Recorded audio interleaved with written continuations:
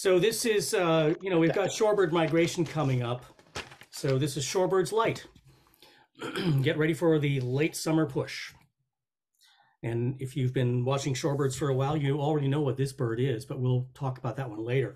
First question is, are summer doldrums real? And I'm trusting you're seeing the slides progress. My feeling is 2 years ago, I wrote an article for the Avocet, summer of 2020. And in the what to look for column, I had something called froth.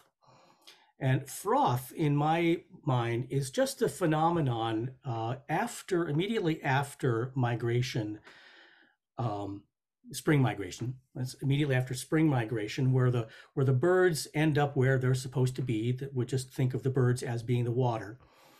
And we don't expect much to happen after that. But if you stand and watch the tide pool after the incoming tide, you see the froth kind of glide around slowly, and it continues to move with the momentum of the waves, and yet the water really hasn't changed. That froth is the way I look at birds like the black tern that showed up at Shoreline Lake. This is not a common bird. In fact, it's rare here, and we've seen it fairly early each summer for the past this year and last year. So this, to me, is a perfect example of that froth, these surprises that continue to move after the bulk of migration takes place in early spring.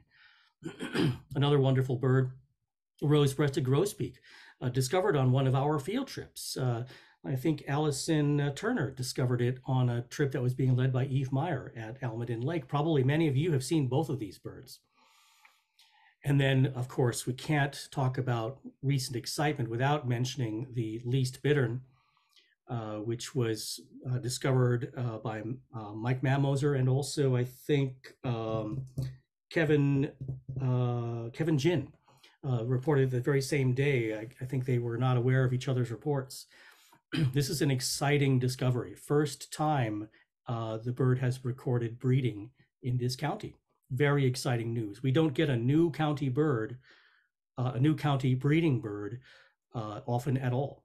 So big news. Some of the things that affect these changes, these surprises, they're widely diverse. And we've got climate change, we have the availability of habitat and food, and we have this historic drought. Any one of these might possibly explain or partially explain the arrival of some of these birds, but we don't really know exactly which of these influences the strongest. All we know is that we have this froth experience in summertime. So my answer to the question is no, the summer doldrums are not real by any stretch. If you look at our checklist, you see that the July-August time period is especially interesting. We've got Arctic breeders that are returning to our area for the winter. So this is really noticeable with the shorebirds. And this particular section of the checklist shows us 5 kind of target species that most birders want to find in late summer. Many of them will continue through fall, but not all of them. So these are the ones that we're going to be looking at today.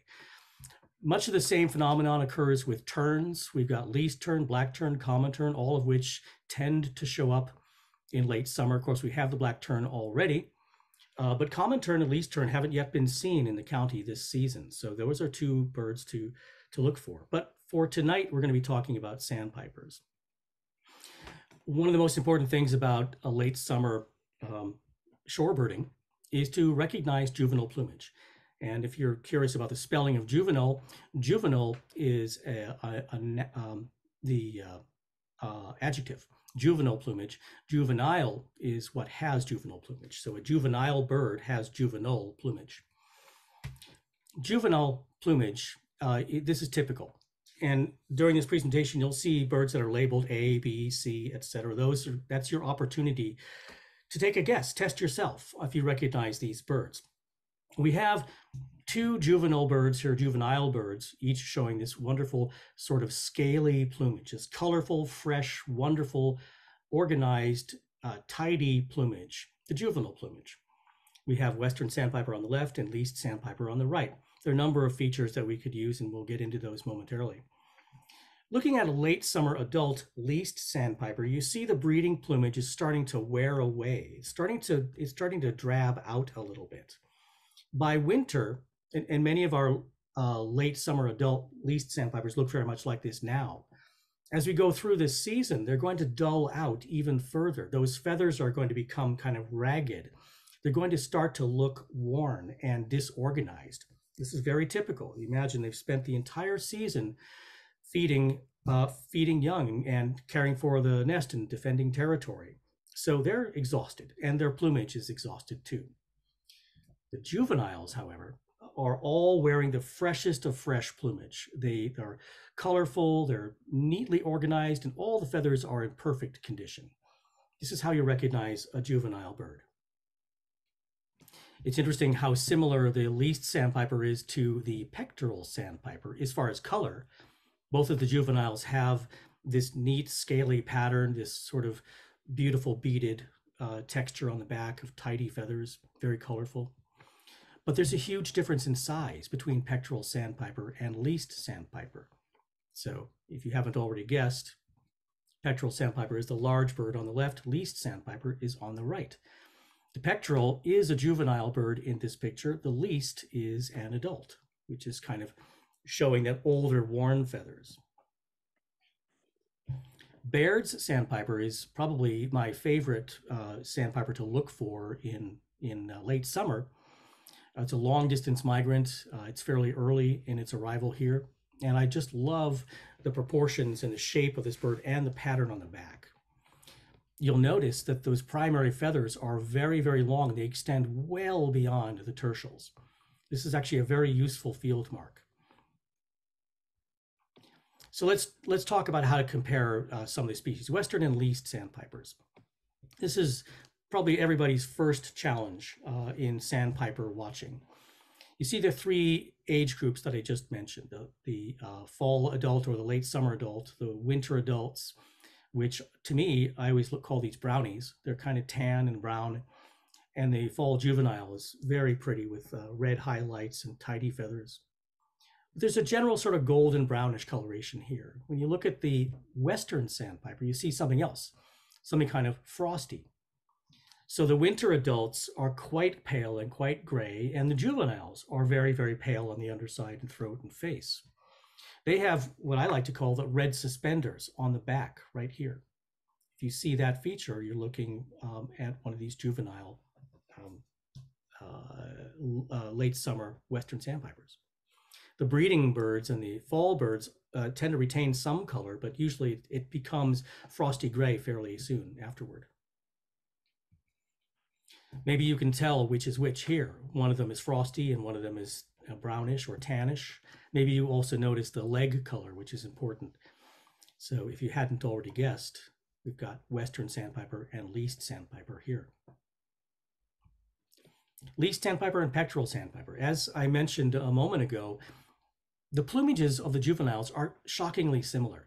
And you'd be surprised how often people will wrongly post a picture of one when it's actually the other bird.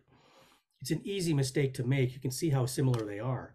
But I notice the very, very long primary feathers on the pectoral, the brighter yellowish legs, and there tends to be pretty conspicuous yellowish on the bill.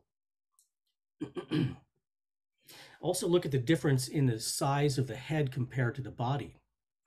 This is an indication that the bird with the smaller head is a larger bird. There are good reasons behind that, but I'll just leave it at that for the moment. And once again, we see the pectoral sandpiper and the least sandpiper here. And perhaps you already know which is which. Pectoral sandpiper is a lot bigger and yet looks very similar to the least. I like to call the pectoral sandpipers the greater least sandpiper because they look so similar, but they're about twice as large. The juvenile birds of the pectoral sandpiper are all very pretty and very colorful. Good examples here of how that plumage can vary. The one on the left is a little golden. The one on the right upper is very rufous, and the one down below is kind of lacking some of the golden color. Western and semi-palmated sandpipers. Again, here the western sandpiper, the frosty bird with the red suspenders, and that fairly long bill and black legs. The semi-palmated sandpiper, it has very little color. Actually, it's very gray overall, with just a hint of warm tones, but nothing like the red suspenders. And look how short that bill is on the right-hand bird, the semi-palmated sandpiper. Short and blunt. Because the bill is so much longer on the western sandpiper, and it tends to sort of lean forward like this, I always like to compare it to a gnome. In fact, this is not my idea. This was Pete Dunn's idea in his essential companion to the field guide. The gnome has a big head and is front heavy, and if you imagine the way this little toy would work, he would lean forward sort of awkwardly, looking very front heavy. And to me, that's sort of the way a western sandpiper looks. That's a subtle but important structural difference. The semi-palmated is more centrally balanced and does not seem as front heavy. Baird sandpiper, as I mentioned, it's got this beautiful pattern on the back, the very, very long primary feathers that extend well beyond the tertials. And here we have another example. Look how long those feathers are and how stretched that bird looks. I call it the long peep because of that. Perhaps you can tell which is which here. One of them looks much longer than the other, and that, of course, would be the Baird's sandpiper on the left and western sandpiper on the right.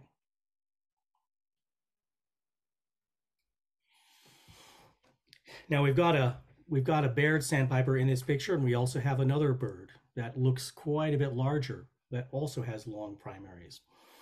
This is a little bit tougher, but we have a pectoral sandpiper on the upper bird and the Baird sandpiper down below. They both show a bit of a bib, don't they? So what we're seeing here is the value of comparing the size between the Baird sandpiper and the pectoral sandpiper and the pectoral sandpiper and the least sandpiper. Noticing the size is very important because many of the other features are similar. Again, here, the pectoral sandpiper on the left and the least sandpiper on the right. In isolation, separated from all other birds, it can be surprisingly difficult to tell these two apart. Let's take a look at the ruff. Ruff is an old world species that we tend to get every fall and or winter, and we tend to see juveniles. They have a pretty short bill compared to the dowitchers that you see in this picture, and the legs tend to be brighter color. You could probably already guess which one is the ruff, but you see here that the size between the dowitchers and the ruff is pretty similar. We've got the ruff in the middle and the long-billed dowitchers on all sides. I like to call the ruff the tiny head because to me, this rather chunky sandpiper always seems to have too small of a head for its body. Plus the bill is way shorter than most of our other shorebirds as far as the body size goes. So it seems oddly proportioned to me, like the tiny head. In this picture, we've got a ruff, a greater yellowlegs, and a green-winged teal. Can you pick out the ruff? It's a little bit smaller than the greater yellowlegs, but very, very similar otherwise. But I would draw your attention to the lack of spots on the ruff. The ruff has dark central feathers, dark centered feathers, but it doesn't really have very many spots. The greater yellowlegs and all the tringas, for that matter, have spots. Willet, yellowlegs, solitary. Can you tell which one is the ruff here? Tiny head, short bill, no spots. You've got the ruff on the left and greater yellowlegs on the right. Good size comparison, greater and lesser yellowlegs. So much is made about the length of the bill. The length of the greater yellowlegs bill is longer than the length of its head. Where the lesser yellowlegs, the bill is about the same length as the head. This is often really useful, but I think, plus the sparser spotting on the breast of the lesser yellowlegs. So we've got lesser on the left and greater on the right. But I actually think looking at the structure is more important. Look at the different posture and the different body shape of these birds, particularly the kind of bulge in the neck of the greater yellowlegs. It's a longer necked bird with kind of an Adam's apple. The lesser yellowlegs is a little bit shorter necked, smoother bird, and to me, a little bit more gracefully proportioned, I suppose. Greater yellowlegs always seems a little gawky to me. Solitary sandpiper. This is one of the prized species of fall. Tends to follow freshwater waterways, creeks, rivers, reservoirs. You're actually, because you find them in that habitat, you're very likely to confuse it with spotted sandpiper. But I would take a look at how few spots are on the spotted sandpiper, especially the back. The back is spotless. Solitary sandpiper tends to show spots on the wings and the back. But you can see how these could be confused. They both have dull, yellowish, greenish legs, an eye ring, etc. And they're about the same size, and they both bob up and down. You could probably tell which one is the solitary here. We've got a lesser yellowlegs, and the solitary is a smaller bird. It's the one that's looking up, probably at a predator, like a falcon, perhaps. It's darker overall, and while the legs don't look very different in color here, if these weren't coated in mud, the solitary sandpiper would have sort of greenish olive legs, and the yellowlegs would have bright yellow legs. Again here, lesser yellowlegs and a solitary sandpiper. One of these birds has a strong eye ring, one does not. One has got bright yellow legs, the other one doesn't. We've got solitary sandpiper on the left and lesser yellowlegs on the right. Solitary sandpiper has a dark centered tail, which is different from yellowlegs, which has a pale tail across the entire width. And when they land, they tend to hold their wings up for a moment, revealing a pretty dark underside of the wing. Compare that to lesser yellowlegs, which has bright white on the underside of the wings. So finally, dowitchers. Ugh. I'm not going to talk very much about adult dowitchers. This requires another class entirely, which there will be one. But for now, let's focus on the juveniles. Because in the late summer and the fall is when we see so many juvenile birds. And they're actually, in many ways, more easier to identify than the adults, especially with the dowitchers. So the long-billed dowitcher, we see kind of a duller bird with any color, really restricted to the scapulars and the back. Whereas the short-billed dowitcher, on the right, we see a lot more gold suffusion, rufous suffusion across the entire upper parts. Most importantly, you see the tertials that the arrow is pointing to.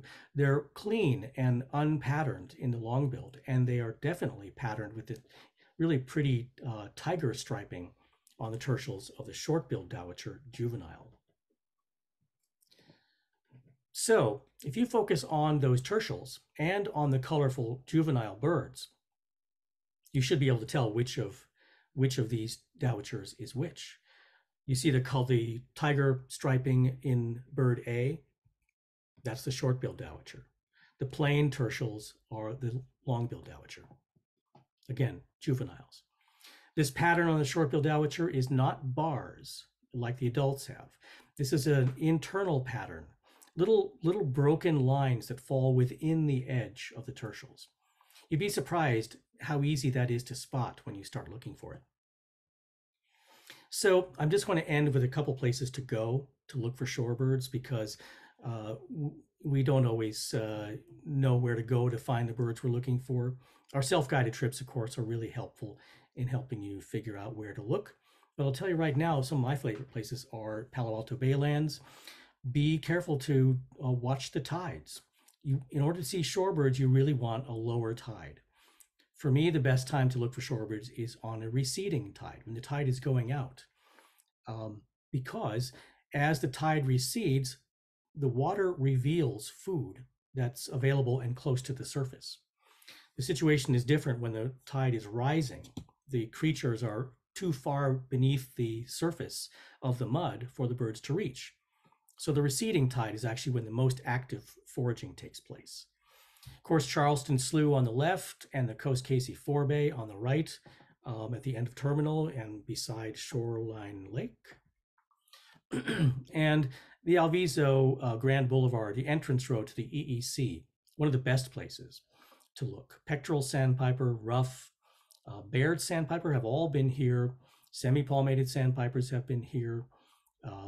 I don't recall a solitary sandpiper here. They tend to fall into freshwater areas before these saline ponds, but you might still look for it here.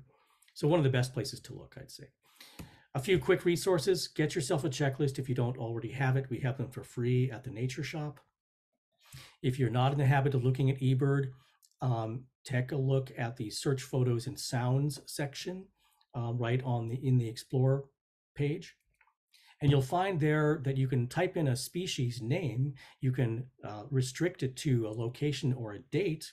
But one of my favorite thing is to do, restrict it to show only images with multiple species. This way you can sort of test yourself like we've been doing here tonight.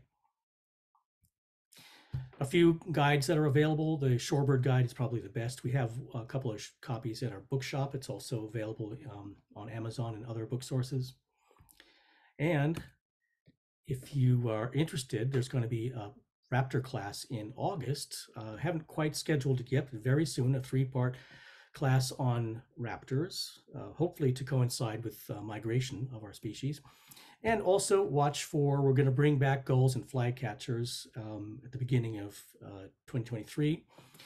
And sometimes sprinkled in there, we're going to have some habitats presentations, chaparral, oak savanna, tidal, as well as seasonal birding presentations. So a lot to look forward to